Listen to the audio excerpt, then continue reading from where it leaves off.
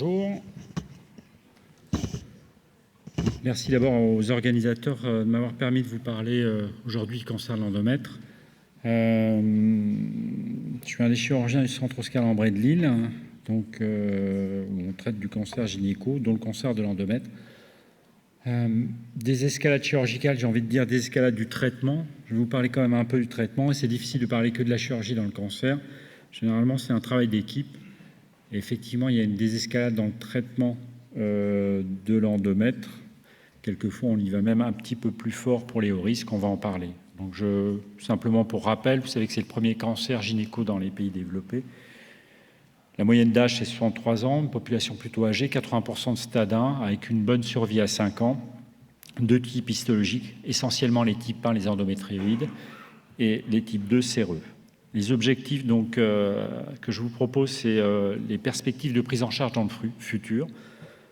2 ou 3 diapositives là-dessus. Les points importants du bilan préopératoire, car la chirurgie, elle commence en consultation. La voie d'abord chirurgicale, clarifier un peu et simplifier les groupes à risque, parce que je pense qu'on a dit beaucoup de choses ces derniers temps. Voir les conditions de préservation de la fertilité et de conservation ovarienne.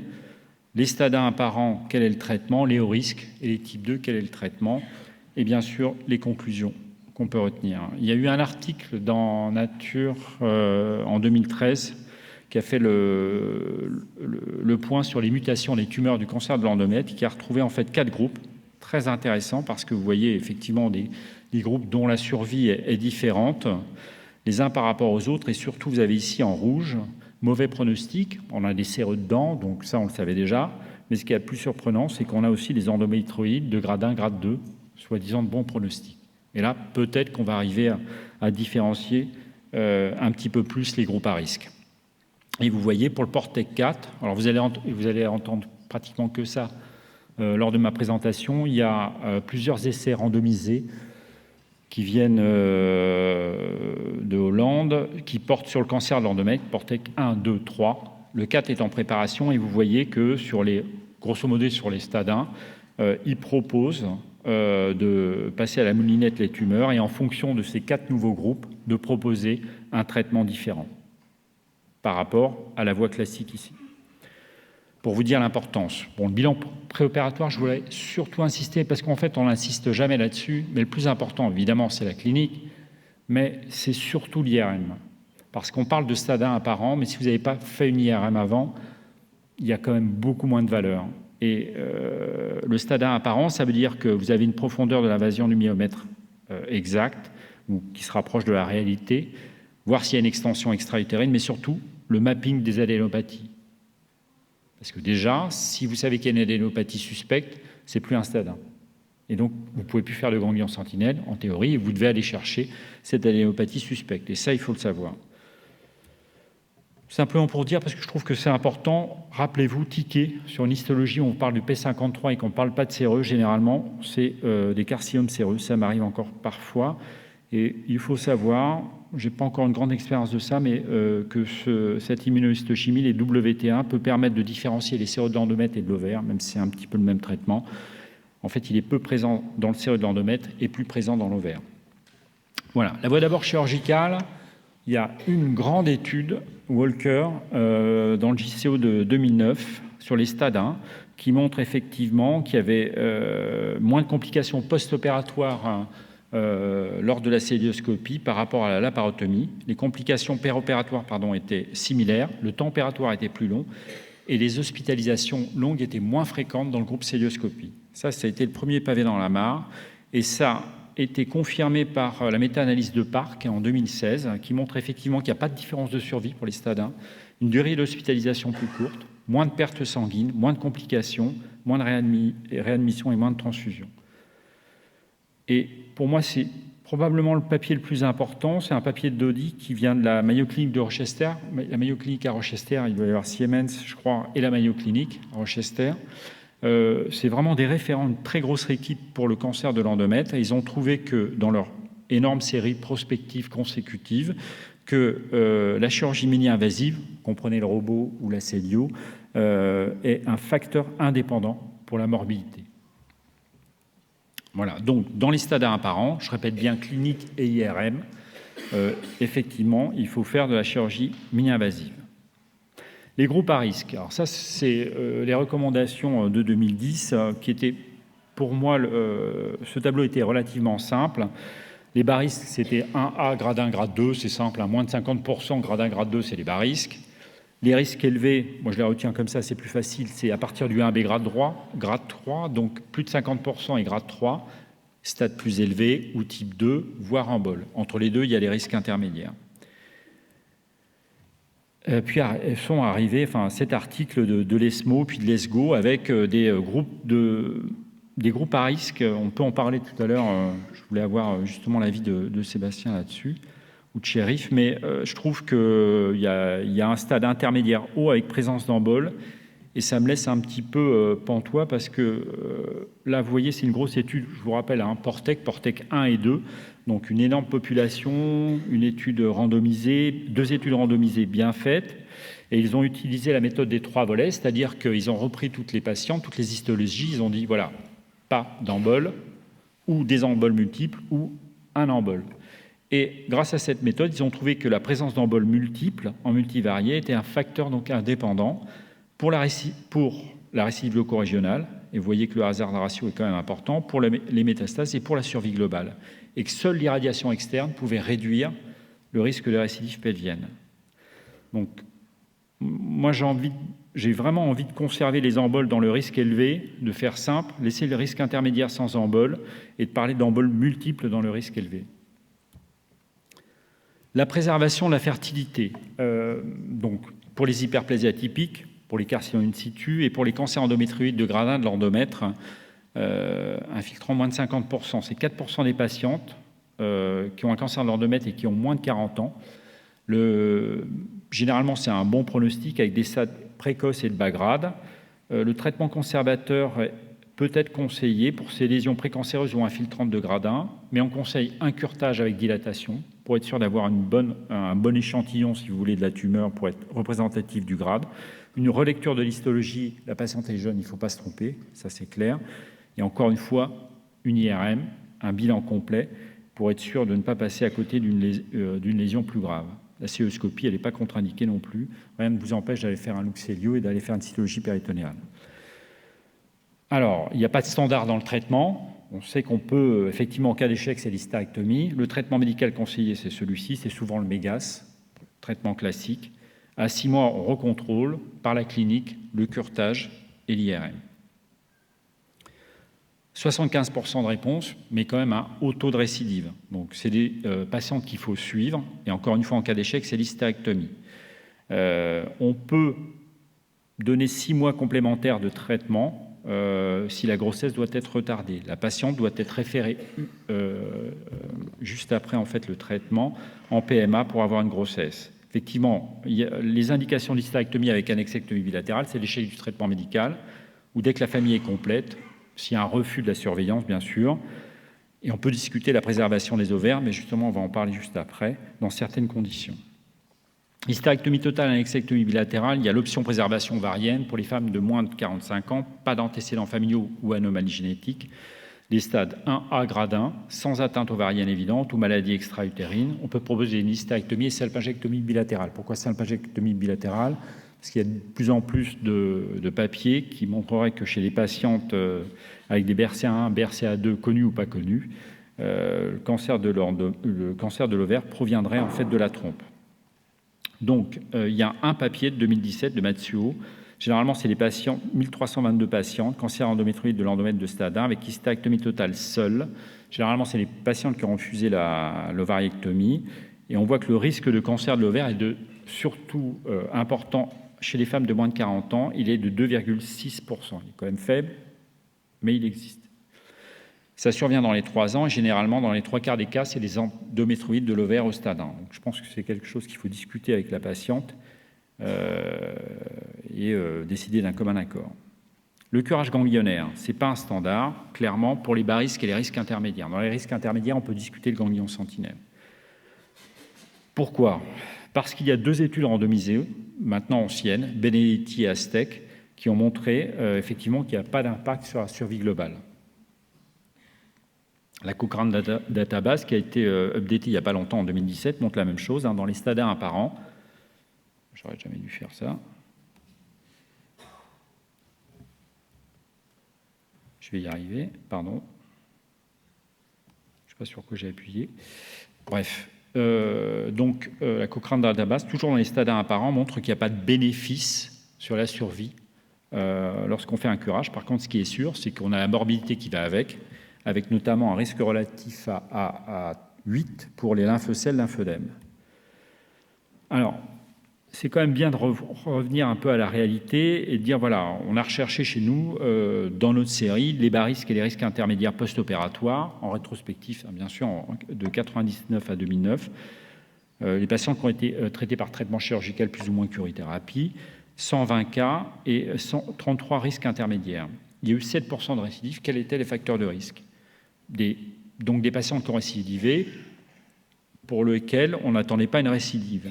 Et chez ces 10 patientes, ces 7% de récidive, on a retrouvé 2 cas de séreux, ici, qui avaient été méconnus à la relecture, 2 patientes quand même avec des emboles, et 2 autres patientes, c'est les molécules LNCAM, c'est les protéines d'adhésion, qui, lorsqu'elles sont positives, montreraient un plus mauvais pronostic. Donc, vous voyez, ça fait quand même 6 patientes sur 10 pour lesquelles maintenant, on pourrait dépister un risque plus important de récidive et on aurait pu proposer un traitement adjuvant différent.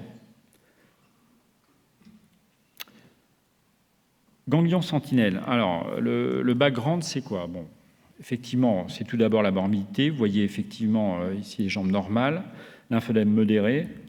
Des photos, j'en ai plein, de ce genre-là, avec lymphœdème unilatéral, lymphœdème bilatéral, et ça peut aller, comme chez cette jeune patiente de 34 ans, c'est un cancer du col, mais on peut avoir la même chose dans le cancer de l'endomètre. C'était un 3 cm, elle a eu une curithérapie et une chirurgie avec un curage pelvien, et vous voyez que là, c'est effectivement catastrophique chez une jeune patiente. Une autre étude, Ghezi, qui étudie la morbidité tardive radio-induite, directement due à la radiothérapie, mais bien sûr indirectement due à la chirurgie. Et il trouve qu'effectivement, il y a plus de morbidité sévère après staging par laparo par rapport au staging par célioscopie. Donc, la célioscopie protégerait des lésions radio-induites par rapport à la laparotomie, probablement parce qu'il y a moins de dissection par rapport à la célioscopie, probablement moins d'adhérence, bien sûr.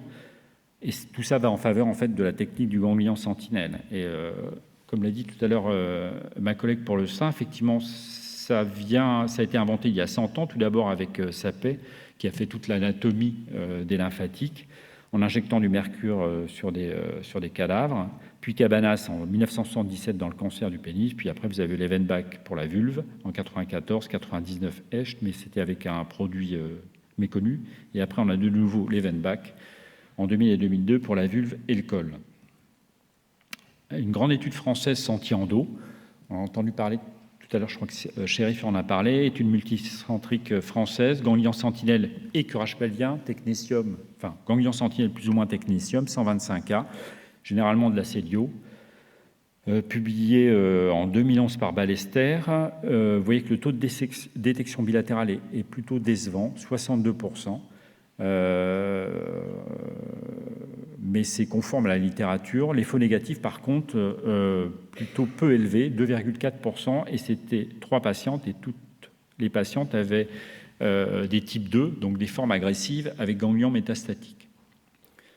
Donc, je vous rappelle le normogramme de Barlin, qui est en fait censé, moi j'ai rajouté encore une fois l'IRM, je vais parler que de ça pratiquement, mais je trouve que quand même, je pense que les Américains n'en parlent pas beaucoup, mais je pense que si vous faites systématiquement une IRM à vos cancers de l'endomètre, vous allez déjà éviter beaucoup de problèmes.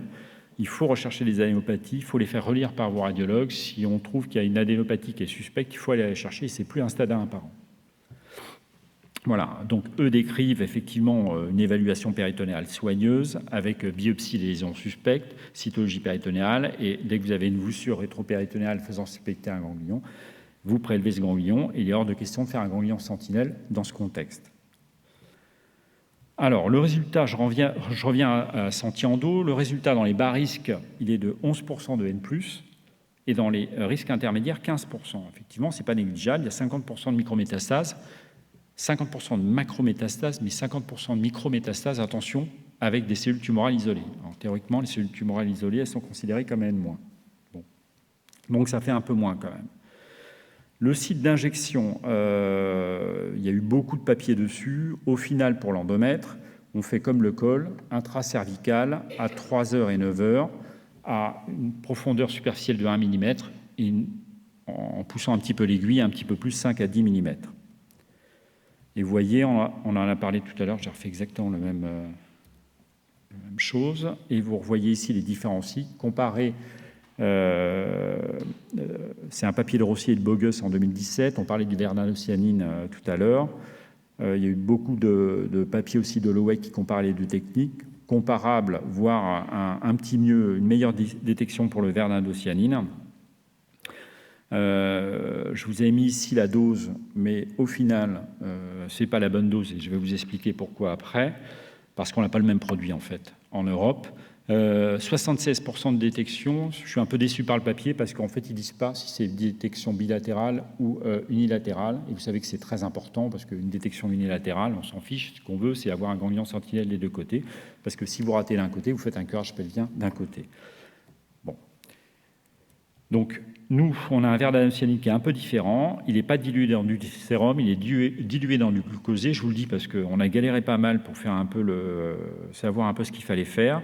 Donc, généralement, il faut diluer le flacon de 25 mg de vernalocyanine dans 20 ml de glucosé. Et vous prenez 2 ml de ce produit-là. Vous faites 1 ml à 3 heures, 1 ml à 9 heures.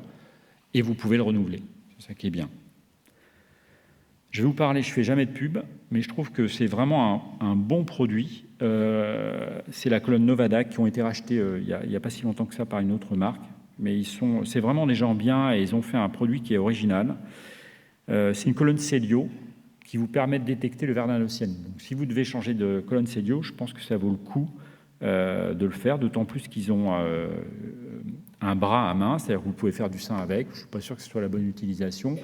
On contrôle notamment, nous, nos lambeaux des DIEP ou des anastomoses digestives, des anastomoses colo-anales pour avoir la bonne vitalité.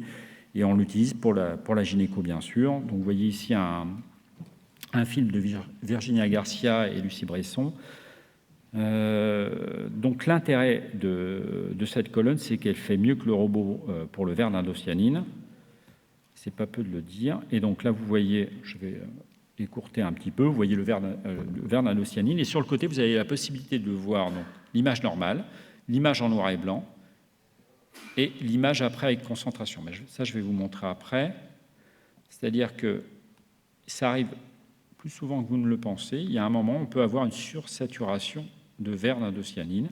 Donc ici, on repère le ganglion sentinelle. Donc, vous avez l'urtère qui est refoulé en dedans. Je vais essayer d'aller un tout petit peu plus vite pour ne pas rester 2 heures sur le film.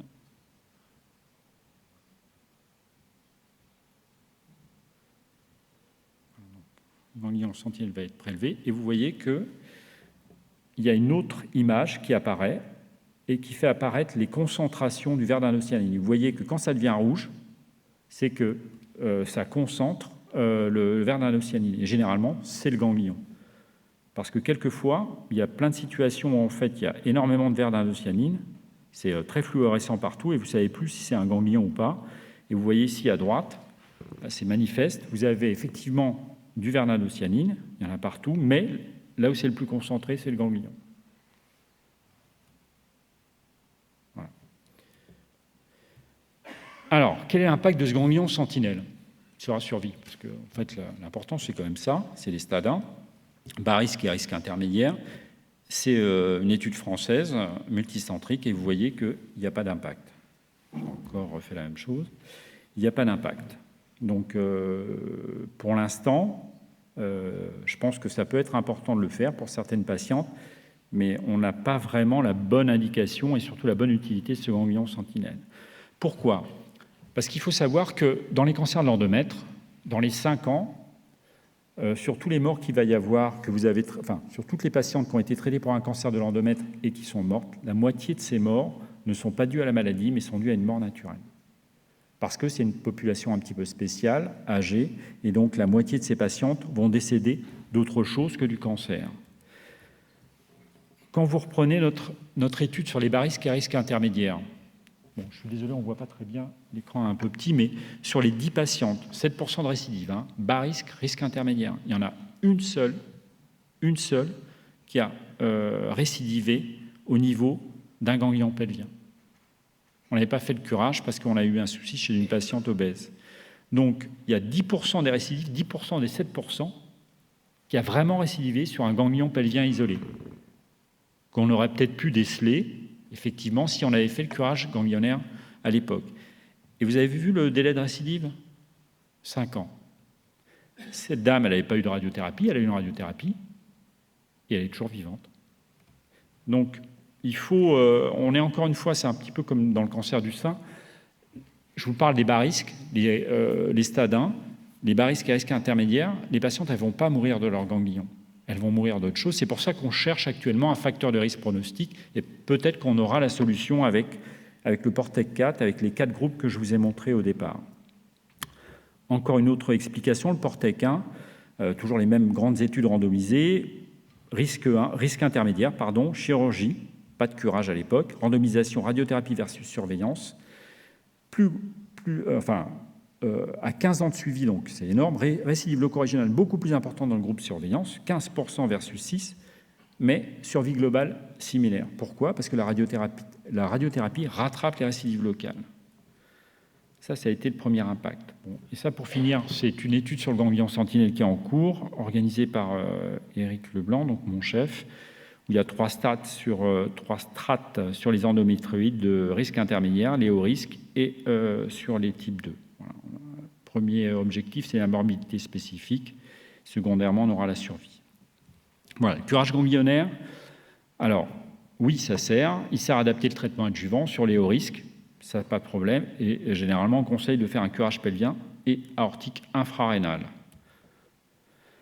La radicalité de la chirurgie. Pour les stades 2, donc avec atteinte du chorion cervical, on pourrait penser pouvoir faire une hystérectomie élargie, mais non, l'hystérectomie reste simple. Elle ne doit être élargie que par atteinte des paramètres. Ce n'est pas tout à fait la même chose qu'un cancer du col utérin. Il y a eu plusieurs études, dont la plus récente, c'est celle de Yin en 2016, qui montre que faire une hystérectomie extrafaciale sur un stade 2 de l'endomètre ou faire une hystérectomie élargie, c'est la même survie, mais vous avez 42% de complications précoces dans le groupe hystérectomie radicale versus 14%, avec une survie similaire. La radicalité de la chirurgie dans les stades 3-4, elle doit être complète, macroscopique avec un staging. Dans les types 2 séreux et cellules claires, effectivement, c'est hystérectomie totale, curage ganglionnaire, y compris dans les stades 1 apparents, même les stades 1A, c'est-à-dire intramuqueux séreux, ont un mauvais pronostic et un risque métastatique important. L'omentectomie, c'est dans les séreux et aussi sur les atteintes ovariennes des autres histologies. Il y a des cas particuliers, c'est l'indication de restadification aortique, comme par exemple la découverte d'emboles fortuitement après hystérectomie totale ou annexectomie bilatérale, ou un B grade 3 qui n'avait pas été suspecté au départ. On a repris, et je sais que Sébastien pourra peut-être en reparler, parce qu'eux aussi on fait la même chose. On a repris donc une série avec 22 patients qui n'ont pas eu de restaging sur 166 patients. On a décidé de ne pas en faire, et 27 restaging et 31 patientes avec un restaging, pratiquement toutes par Célio. Il n'y avait pas de différence entre les deux groupes, caractéristiques patientes et maladie, sauf pour l'âge. Celle qui n'avait pas eu de restaging était plus âgée, 70 versus 63. Le pourcentage de N+ aortique était de 16%. Il y avait quand même 12% de morbidité de lymphocèles drainés, ce qui n'est pas négligeable. Mais il y a une différence de survie spécifique dans le groupe restaging par rapport au groupe non restadé. Traitement adjuvant, il faut en parler, je pense, parce qu'encore une fois, c'est tout le traitement qui est intéressant. Dans les bas risques, il n'y a pas de traitement adjuvant. Dans les risques intermédiaires, on peut discuter pas de traitement adjuvant chez les moins de 60 ans qui ont un moins mauvais pronostic que les personnes âgées. Dans le cancer de l'endomètre, à partir de 70 ans, c'est un facteur de mauvais pronostic supplémentaire.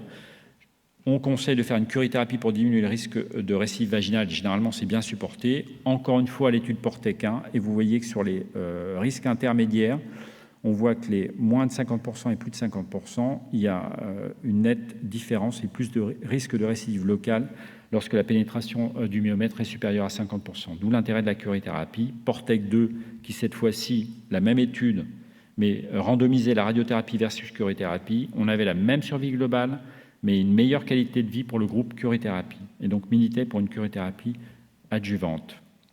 Dans les hauts risques, globalement, on discute une radiothérapie pelvienne, d'autant plus s'il y a des emboles. Dans les 1B grade 3, on fait la même chose, radiothérapie pelvienne, plus ou moins curithérapie, ça dépend des centres.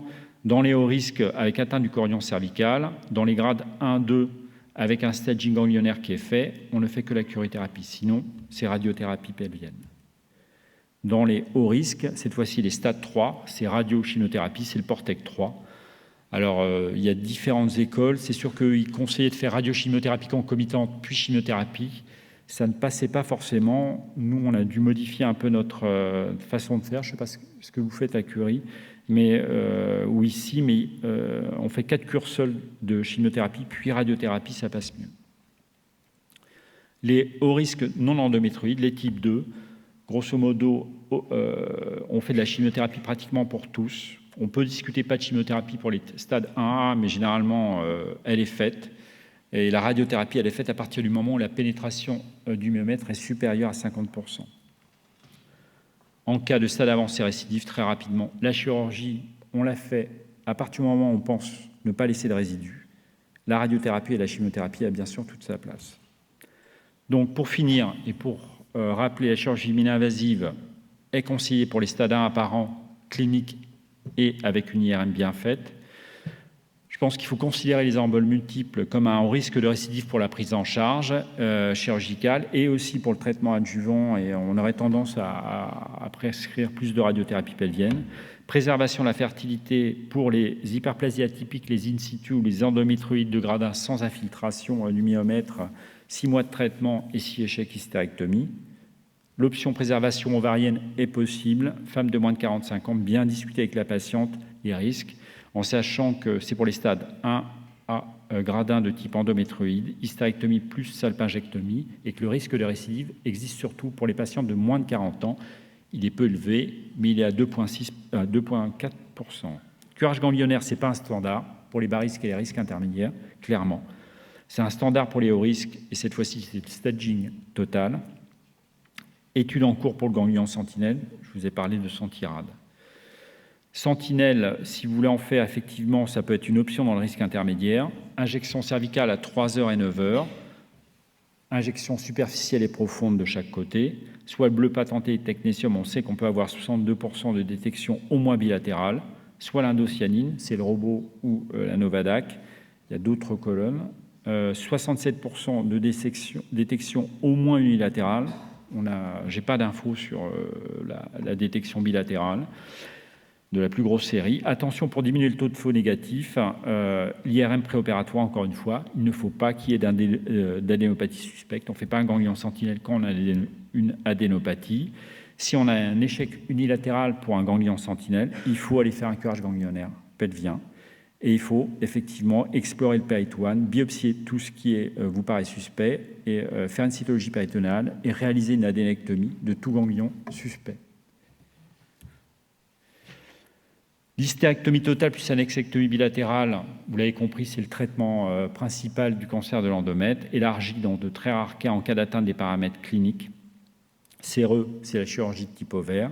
Et la restadification ganglionnaire aortique est une niche, elle est à considérer en fonction de la patiente, bien sûr, et elle doit être faite par chirurgie mini-invasive. Sinon, je pense qu'elle n'a pas d'intérêt. 16% de N+. Voilà, merci beaucoup.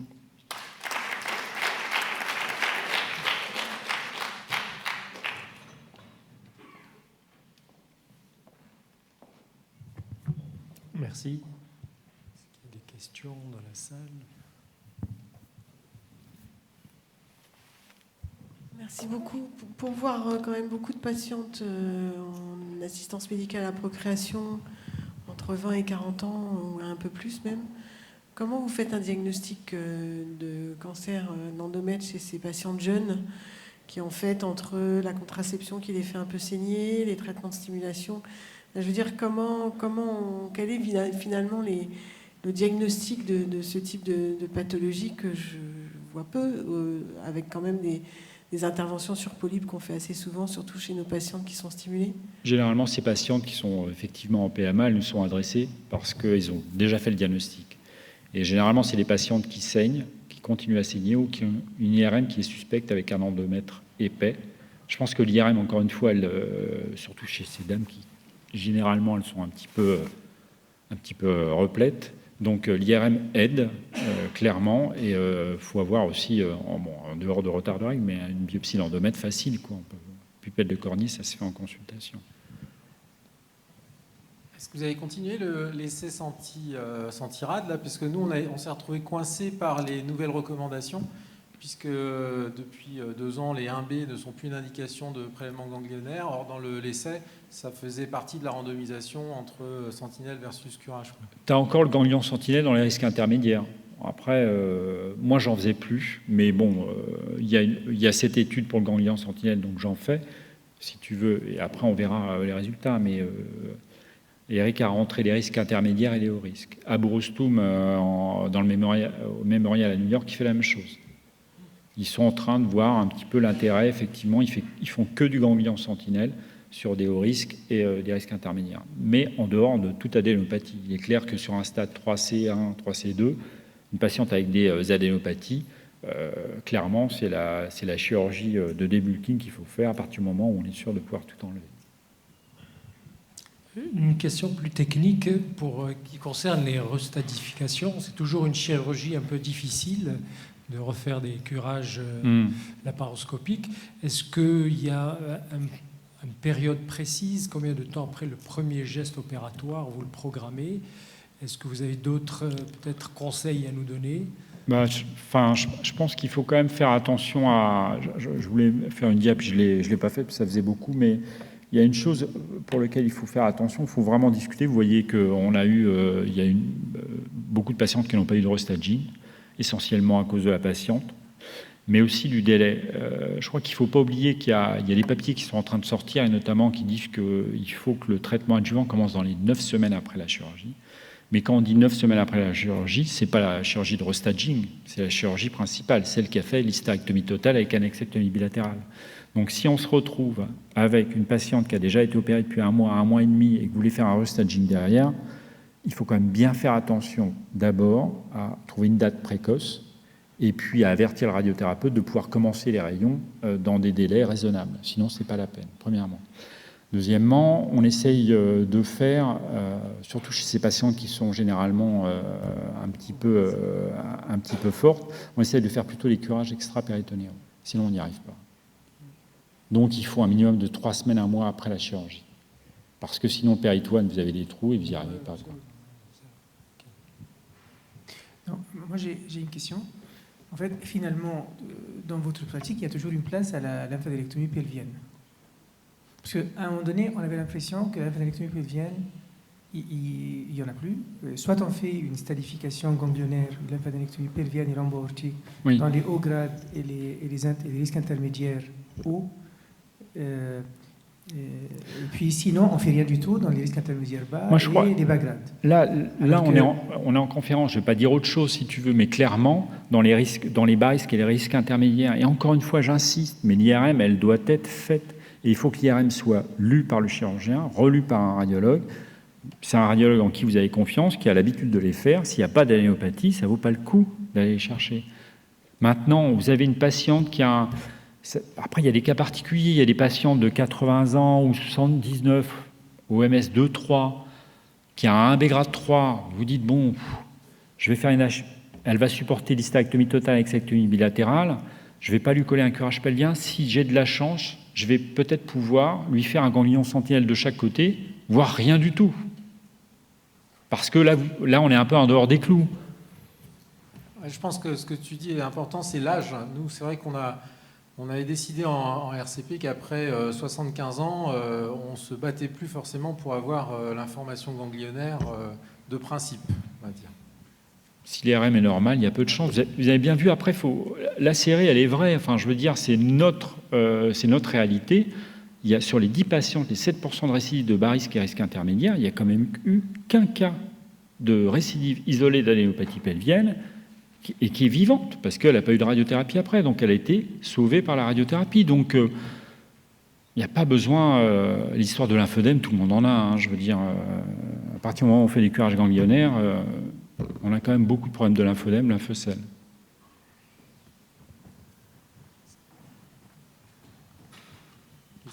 Question. Merci. Merci à vous.